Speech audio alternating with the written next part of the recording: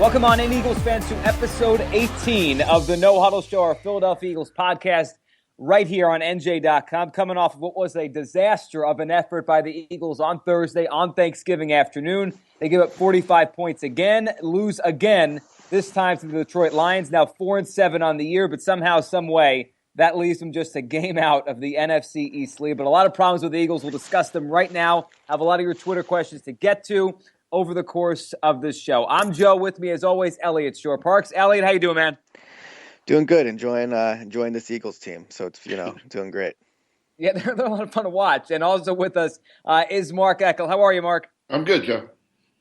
Better than the Eagles right now, who are 4-7, and you guys were there spending Thanksgiving, a day to be thankful for what you have, and Philadelphia fans are not thankful for what they have right now. You were there on Thursday watching the Eagles and the Lions, and Elliot, you've been supportive of Chip Kelly over the years and obviously the weeks we've been doing this podcast. How surprised were you Thursday that it got that bad 2 games in a row? This franchise has never allowed 45 points in back-to-back games. They do it in a 4-day span. How surprised are you how bad it's gotten this fast, Elliot? That's a tough question because on one hand, I shouldn't be surprised. I mean, they haven't shown any signs this year of being like a really good team. They haven't shown any signs of being able to fight back. I mean, in the last podcast we talked about, we all talked about how this team's attitude and about like the culture of this team right now isn't one where it makes you think they were going to bounce back. But still, for some reason, I thought they might. I picked them to lose, but I picked them to lose in a close game. I thought, I thought they would be competitive, and they weren't. So, I was surprised by that. I still support Chip. I think he is still the answer at head coach. I think this is just a bad season. I think that his GMing, his first season as general manager, that's the real concern. But as a head coach, I still think Chip could do the job. But obviously, I guess, it's getting harder to build a case for that. And it's not going to get any easier this next weekend when they have the Patriots, which really comes at a bad time in their schedule because this team needs something to go right. They need something positive to happen. And I think if they were playing a team other than the Patriots, there'd be a chance of that. But playing the Patriots in New England, this team's pretty much destined to be 4-8, which, that's tough. It is. It's something that most teams don't recover from. I guess the NFC East lends itself to maybe they will. Mark, your thoughts on how bad this has gotten this quickly. Yeah. Are you surprised? Yes, I am surprised. But let me just address Elliot. So who would you rather have them play, like Miami at home? That would be an easy one, maybe. Oh wait, they already did that. Never mind. It doesn't matter who they could play Temple, and it'd be a toss up right now. It doesn't matter who they're playing. They played. Remember when this was going to be a 3-game win streak? Remember Miami, Tampa, Detroit. Oh, they're going to win. They're going to be 7-4, right? Well, not only aren't they 4-7, they've been embarrassed in all 3 games. I am surprised. I'm totally surprised. I'm stunned. I watched that Lions game. I couldn't believe it. I actually could not believe that they could be that bad 2 straight games. And while I agree with what you said, Elliot, that they never showed any signs of being a great team. Well, because they're not a great team, but they never showed signs of being this terrible either. They gave Atlanta opening night, good game in Atlanta. They lost. All right, Dallas was a bad game. The Redskins, they led in the fourth quarter. They led with a minute to go, and they were in the game. Carolina, the best team in football right now, right? Only undefeated team left. Gave them all they could handle. That was a game in the fourth. The final score was a little one-sided. It wasn't as bad as the game was. They were in that game. If they don't drop 9 passes that night, who knows? Maybe they beat Carolina. So they until these last two weeks, they've not been a good team, but they certainly haven't been a disaster. And now they are. And I don't know. The defense was decent. We were talking about nobody runs for 100 yards on them. They're in the top 10 in this, top 5 in that. And my God, they gave up 90. They made Matthew Stafford and Jameis Winston look like Tom Brady. And now they get Tom Brady. So, I don't know what they're going to do. I don't know either. They did that. 2 games in a row, a quarterback threw 5 touchdowns against them. Like you said, Mark, it's Winston and Stafford. Winston may be a tremendous quarterback down the line. And Stafford's a pretty good one, but nowhere close to a great one. And they looked like great ones in the span of 4 days. So now, Let's look at Jameis Winston. I'm glad you brought that up. Let's look at his bookends around the Eagles. Eagle game, 5 touchdowns, looked great. Oh my God, no wonder why he was the first pick. He's the greatest player I've ever seen. The game before that, put up all of 10 points against the Cowboys. He won the game, but put up 10 points. Yesterday against the Colts, he put up 12 points. Was that the final score of the Tampa game yesterday? Certainly, it certainly like wasn't around 45 there. Matt points. Hasselbeck beat him. Yeah, well, Matt Hasselbeck, him and Cam Newton are the only undefeated quarterbacks in the league right now. But I'm saying Winston is what he is. He's a rookie quarterback. He's going to highs and lows. But my God, he may not throw 5 touchdowns the rest of the year. He threw 5 against the Eagles. And Matthew Stafford is Matthew Stafford. He's okay. He's a tick above Sam Bradford. So what happened, I guess, is the question. I mean, the defense, stunned. like you said, Mark, the defense earlier in the year, they weren't bad. And now, I mean, if you give up 45 points in back-to-back games, Elliot, you're a bad defense, right? This defense is now bad? I mean, I've been beating the drum all season that this Eagles defense is better than they're given credit for. And after the Lions game, I asked Billy Davis, I said, flat out, what do you think makes this coaching staff, including you as defensive coordinator, the people that can turn this around? And he said, because for the first 5, 6, 7 weeks, this defense wasn't that bad. And I agree with them. I mean, in the beginning of the season, the defense was outplaying the offense. And this is supposed to be an offensive team. I mean, the defense was keeping them in the game. And we've seen what happens, frankly, when the defense doesn't play well. It's all fell apart. I mean, the past 2 games have been terrible. They blew the lead against the Dolphins. But let's not forget in that Dolphins game, the offense went silent as well after scoring those 16 early points. So that being said, there's no excuse for giving up 45 points. Well, I guess they didn't give up 45 in the one game, but there's no excuse for the way they've played in the last 2 weeks. I mean, can they turn it around? I get that. I mean, you've tweeted out, Joe, at times, Billy Davis's his record as a defensive coordinator, and he's never had a defense in the top 20, and it doesn't look like he's going to have that this year. I mean, is there talent there? I mean, a lot of people talk about the front seven, about how good they are, but in reality, they haven't had players that have performed. I mean, Benny Logan's been very good. Fletcher Cox has been very good. But then when you look at the linebackers, none of them have performed well besides Jordan Hickson. He's gone now. And now in the secondary, things are looking bad because you're going to have to play Eric Rowe. Byron Maxwell has been okay. I mean, he hasn't been worth $63 million, but he was never going to be worth that. And then the safety plays regress. Malcolm Jenkins has struggled recently. So I think this is a defense that does have the talent on it, but, and when you look at Billy Davis's entire time with the Eagles here, I mean, he hasn't gotten the job done overall. Even if maybe for stretches the defenses look good, overall he has not performed well as defense coordinator. And I don't know if going into next season you can bring him back. Here's the problem, in my opinion, on both sides of the ball. But since we're talking defense, there isn't one player. And when a team is good, when a team wins a division title or goes far in the playoffs, they have guys individually that have their best years. They have, even maybe they never play that well again, or they never played that well prior. But there's always a guy or 3 or 4 that have career years. There's nobody on this Eagle team having their best year. Not one guy. There's not one player on either side of the ball that you could say, Jordan Hicks as a rookie was doing great. But I mean, Fletcher Cox, he's great. He's okay. He's having an okay year. He's not having a bad year by any stretch of the imagination, but he's not doing anything special. He has 5 sacks. That's nice. 3 of them in one game against a third stringer. Whatever. He's not having a monster year. He's not doing things that you say, oh my God, Fletcher Cox, he's killing people. No, he's not hurting them, but he's not having that great. Connor Barwin last year had that year. Last year, Connor Barwin had his career year, 14 sacks. This year, he's got 3? He's not doing it. Walter Thurman probably having his best year, but that wasn't, he didn't have much. It didn't take a lot to have his best year. Let's put it that way. And same on offense. Murray had his career year last year, 1,800 yards. There's nobody that's really I don't think there's a Pro Bowl player on this team.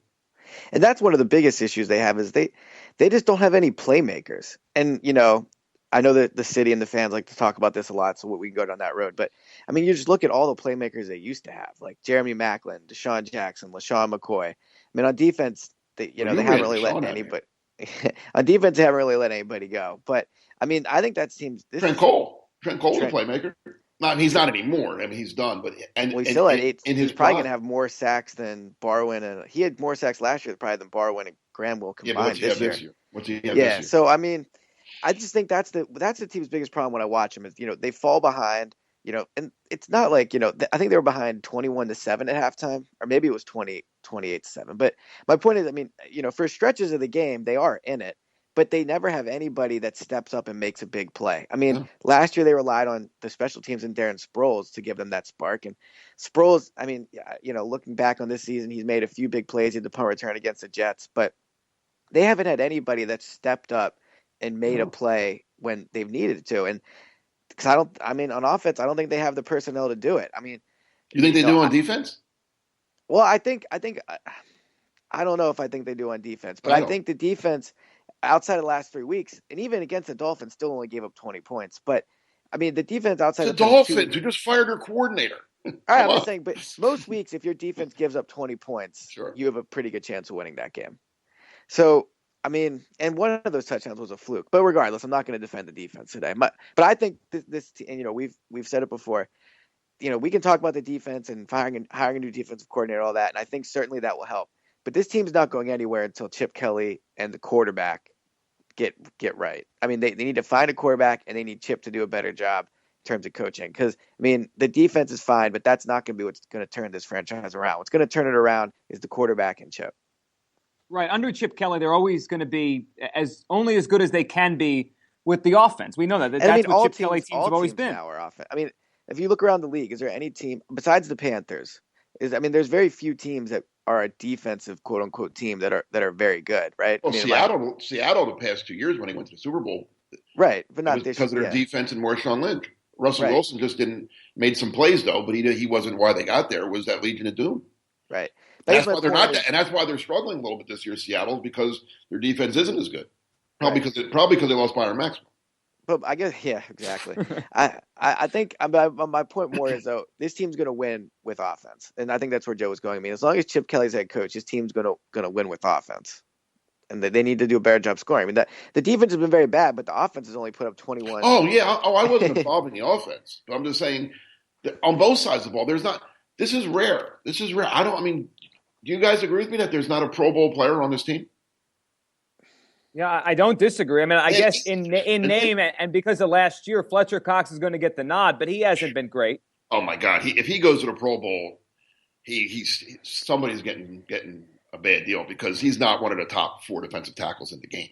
Or I mean, they I don't pay. know. I mean, Sam He's not. Bradford was what 21 of 22 in the second half against Atlanta. I mean, that was And he did have those 6 quarters before he got hurt. Don't forget yeah. that. So I mean, let's not Yeah, sleep on what he's done. and Murray too. Murray's As a rookie too, right? Only 7 games into his Eagles career, but I don't. I mean, no, Mark's right. I mean, I mean, he really don't. Fletcher Cox is not a Pro Bowl player this year. He's not. I'm not. I mean, he's playing okay, but he's not a pro. I mean, you saw Gerald McCoy for Tampa Bay. He dominated that game.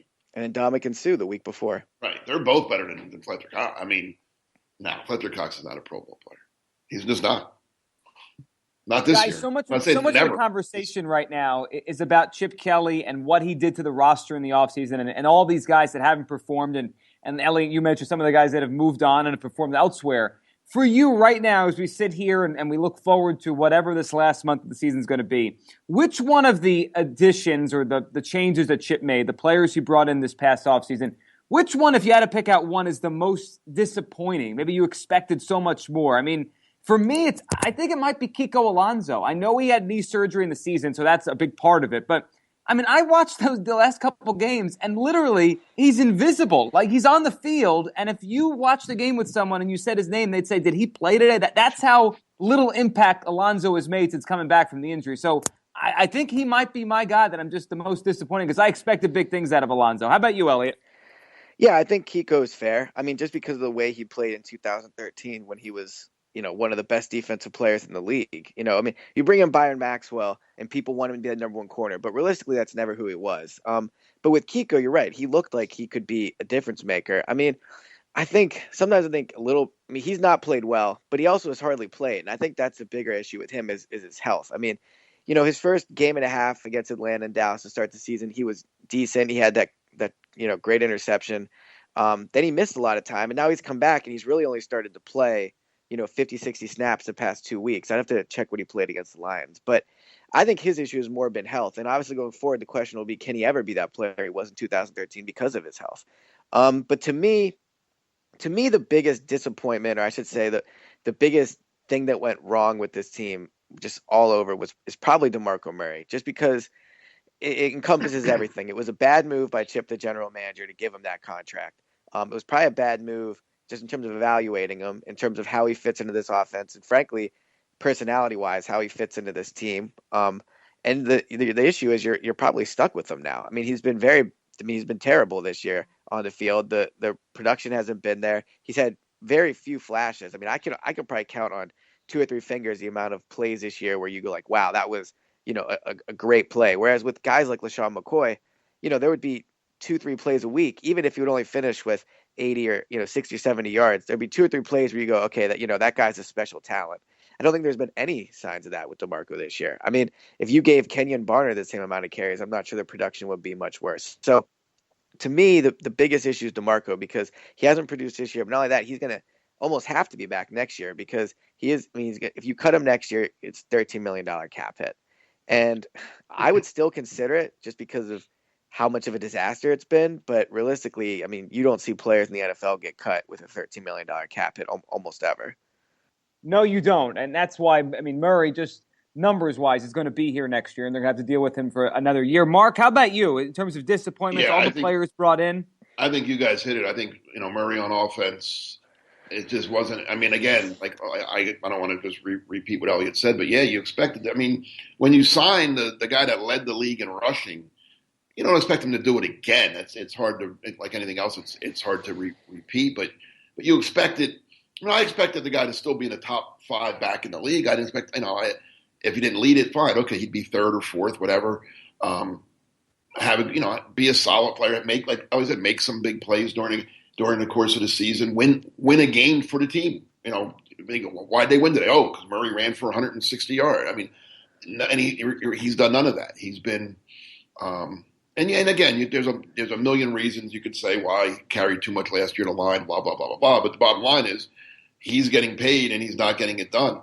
He will be back next year because of the cap, and the Eagles have to hope and pray that next year he returns somewhat to the form that he had, in 2014, and he's at least, a top 10, a top 15 back, maybe, because right now he's probably of the 30, 60. I was going to say, of the top 32 backs, is he even one of them? There's teams that probably have 2 guys better than him. So, I mean, yeah, he has to, and I think he could. Who knows? I mean, this year's, it's football, as we've seen this year, is such a year-to-year thing. I mean, if I would have told you before the season that Green Bay and Seattle are going to be struggling, the 2 teams that played in the NFC Championship game last year, that they were going to be struggling, and the reason they would is because Green Bay's offense wouldn't be that good and Seattle's defense wouldn't be that good, you'd tell me I was nuts. So, I mean, you don't know year to year. So Murray's going to get another year, and they, like I said, they have to hope and pray that he bounces back. As far as Kiko, he may not be back, because I don't know if he's ever going to be the player. I mean, it's a shame. I mean, I don't know how good he would have been, because he was coming off the ACL, and a lot of guys do come back now and they're fine, but some don't. And he came back. Like Elliott said, he had one of the greatest plays ever in that Falcons game, the end zone interception. That was incredible. And you thought then, wow, that's why they got this guy. He's going to make plays like that. And then he gets hurt the following week, the same knee again. And right now, like Joe, you said he's invisible. Not to the offense. They know exactly where he is. They go after him. He's very visible because he can't move. He has no lateral movement whatsoever. And it's a shame, because he might just be done. I'd shut him down. I wouldn't play him again the rest of this year. I'd just let him get help. The only reason I might play him is because I think part of the issue with him right now is rust. I mean, not to make an excuse, but he's only played, Yeah, he hasn't played at all. Right. I mean, and he missed all of the season before. So that's not rust. That's hurt. He's not right. It could be. No, that definitely could be it. But I think the only way you find that out is you find it out next year. What are you worried about this year for anyway?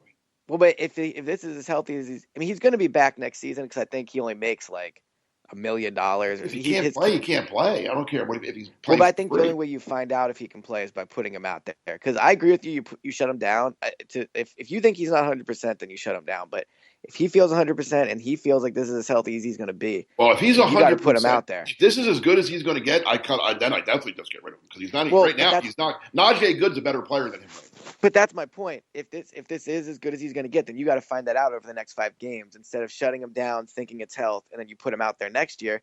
When in theory, in week 1, you're going to go into the season hoping to be a competitive team. That's why we have mini camps and training camp and OTAs and all that. That's when you find out about guys. You don't find out in the 12th week of the season.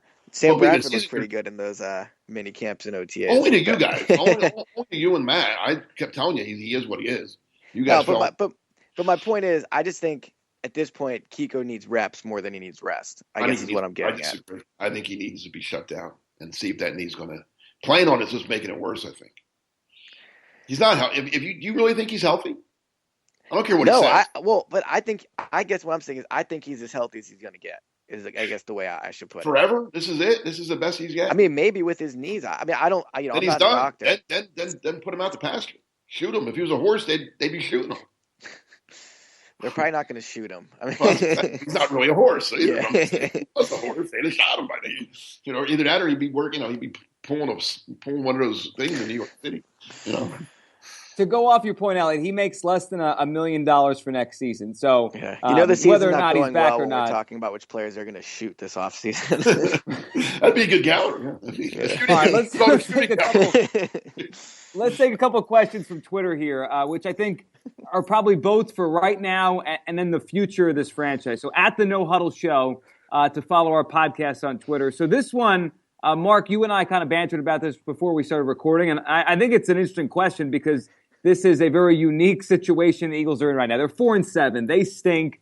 The season seemingly is going nowhere. Yet you look up and they're a game behind the NFC East lead right now, which belongs via tiebreaker to the Washington Redskins. So for both of you guys, do you think it's better if the Eagles win the division somehow, some way, 6-10, 7-9, whatever, or not to facilitate change? And does that even matter if they win the division? I was trying to think of coaches that get fired or big changes that happen after teams make the playoffs. I'm not sure if it matters, but I know some fans are saying I don't even want to go to the playoffs. Elliot, where do you stand on that? It's a tough question. I mean, me and Mark were debating this a few days ago. I personally think it's better if they don't make the playoffs because if you were doing this with young guys and like all right, the Buccaneers, for example, if the Buccaneers make the playoffs, that's good for them. That's building something. You're going forward. You have the quarterback. But to me, this team needs a lot of changes this offseason. So are you bet? I mean, if Bradford comes in and miraculously plays very well these next 5 games and they make the playoffs and somehow they win a game because the NFC is so bad, like, do you feel better? I mean, I guess you feel better going into next offseason, but is that fool's gold? I mean, like, do you want to commit to this team based off what you see the next 5 weeks, or has what you've seen the first 11 weeks, and really for a lot of these guys' careers, is that more realistic to go off of? So I think there's definitely some danger in making a playoff run right now because I think you would be doing it with guys that you don't want to stick around. Yeah, and I think there is a precedent even just with the Eagles, right? I mean, we've been having some comparisons from this year to 2011. 2011, they were 4-8 after the first week of December. They won their last 4 games, and that was towards the end to Andy, but they kept Andy, and I think there was like almost a feeling like, oh, they figured it out at the end. Maybe next year they'll be a little bit better. And then the bottom fell out the next year. So, I mean, this could be similar. And if this team goes 8-8, Mark, that's going to be good enough to win the NFC absolutely. East if they somehow got there. Here's my take. I like what Elliot just said, and it makes a lot of sense. However, I think this is professional sports. People are paying to see you play. People are paying good money. They're paying all kinds to park their car and to have a hot dog and drink a soda or a beer. You got to give them your best, and you got to try to win every game. And if you make the playoffs, you never know. I'm not saying you just never know. The Giants, both years the Giants won the Super Bowl, nobody in Week 12 thought they were even going to make the playoffs, let alone win a Super Bowl. And the one year when they beat Dallas, who had beaten them twice during the year, and they beat them on the road. They go into Green Bay, which was 15-1, and beat them. I mean, that is. If you can get in, I mean, again, I don't have any grand illusions that the Eagles can be this miracle team. But even the one year, how about the year?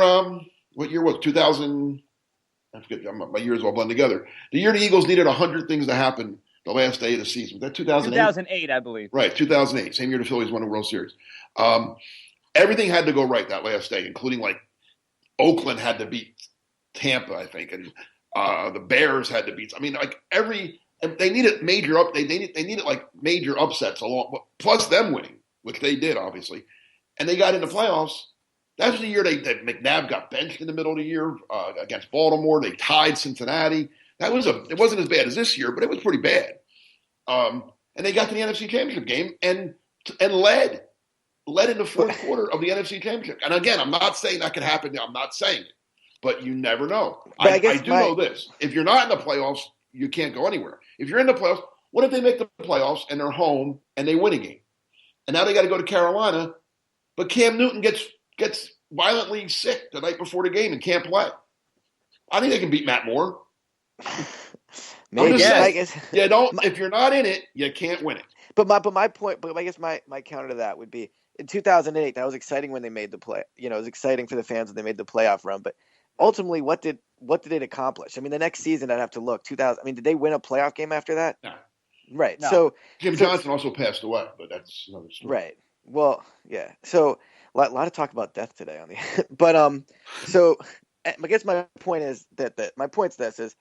Maybe they make the playoffs. Maybe Cam Newton gets sick. Who knows what happens, right? Maybe you don't know. You don't know, right? But my point is, unless they win a Super Bowl, right? Like, let me ask you both. They're not going to win it by not making the playoffs, right? You're right. But let me ask you this: both you guys, is there any instance where you would re-sign Sam Bradford based off of short of winning a Super Bowl?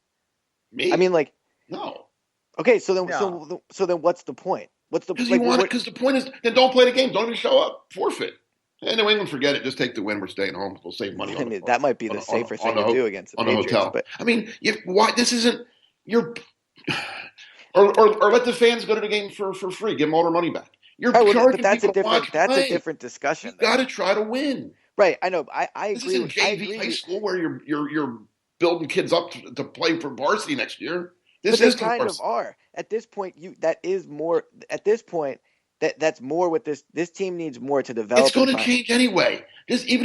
All right, if you're telling me that if they win the division, they're going to keep this roster status quo and bring the ball back then. Well, that's a terrible decision by the. But that's my point. That's what might happen if they do it. They're not that stupid. Are they? I don't know. They built this roster. They obviously like these guys. So my point is, they don't like them as much as they used to. I'll tell you that. Hopefully. I mean, but that's my point. Like, if they win the division 7-9, it's only because the division was so. But it's still better. I still think it's better to go to the playoffs than it is to not go to the playoffs. That's all I'm saying. If there's a chance to go to the playoffs, you got to try to take it.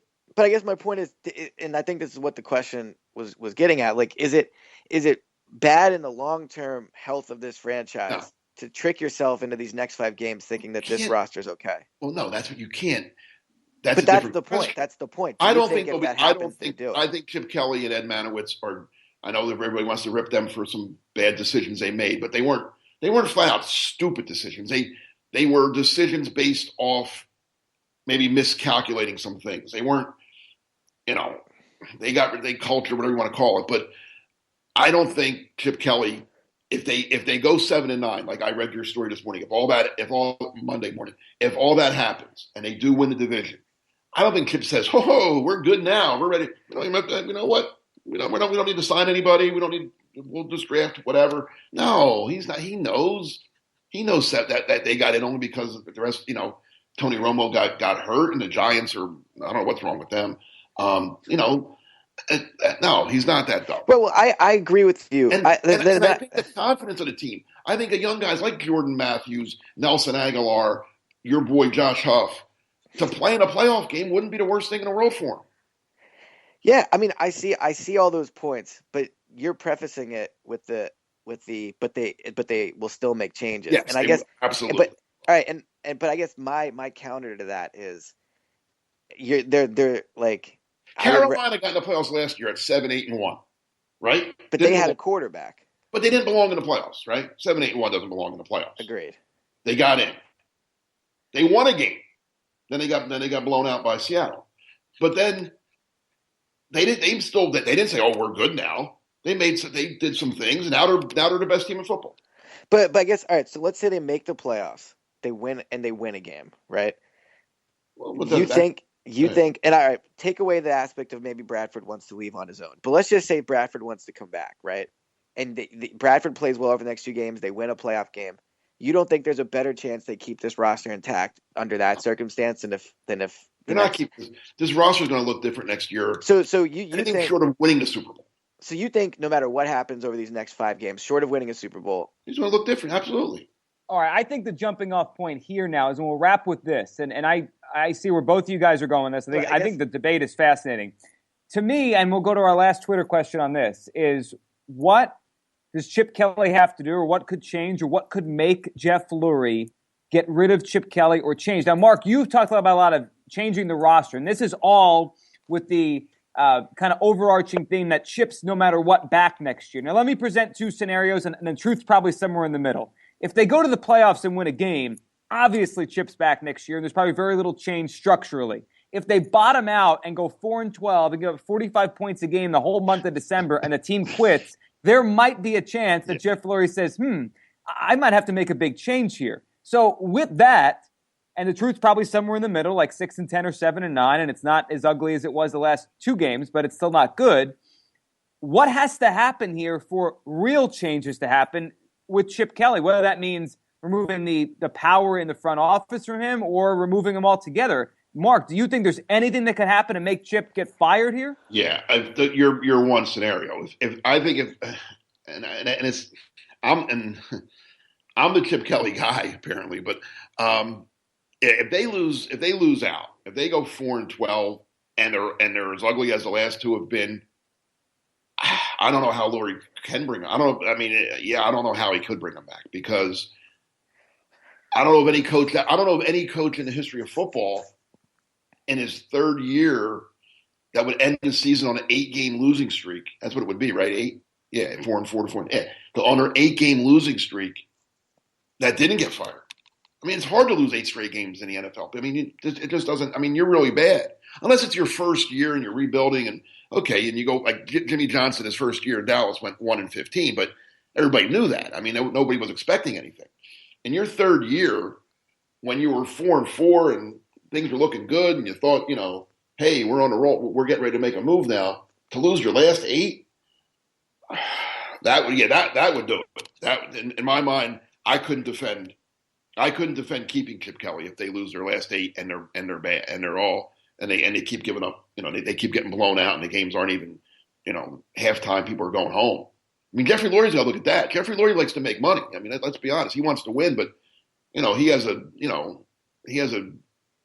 monetary investment in this in terms of he doesn't want to see a half-empty stadium in the 3rd and 4th quarters. He still wants you there, eating and drinking and. If they lose their next 3, let's say, and they could. Is there any? I mean, who's going to that Washington game the day after Christmas? You guys. Maybe. Maybe. I mean, to me, the thing that could make Chip Kelly not be the coach next season would be a refusal in the offseason to listen to Lurie when it comes to potential personnel help, because. And Mark's written about this, and I agree with it. What the Eagles need this offseason is they need someone else in that front office. They need another voice, whether it be whoever. An old voice. Not another kid either. Yeah, a veteran guy. Whether they need someone. They need a veteran guy in there, not just Chip and Ed Manowitz. And if I'm Lurie, firing Chip, I mean, he's still got 2 years left on his deal. You're talking about paying a guy $13 million to walk away. Which Lurie's never done. Right. So if I'm Lurie, I bring Chip in and I go, look, obviously something's got to happen because. Even just to throw the fans a bone. And realistically, it's a good idea to bring in a veteran voice. If Chip refuses that help, then I think maybe Lurie bites the bullet and gets rid of him. Because one, it's just Chip, being borderline insubordinate to his boss. Well, but then he might quit, right? I mean, he might not have to fire him. If Lurie says to Chip, listen, I'm bringing in Bill Polian's kid to be the whatever, and Chip says, "I don't want that," or he says, "I don't care what you want. I'm the boss. I'm bringing him in." Chip might say, "Well, then I quit."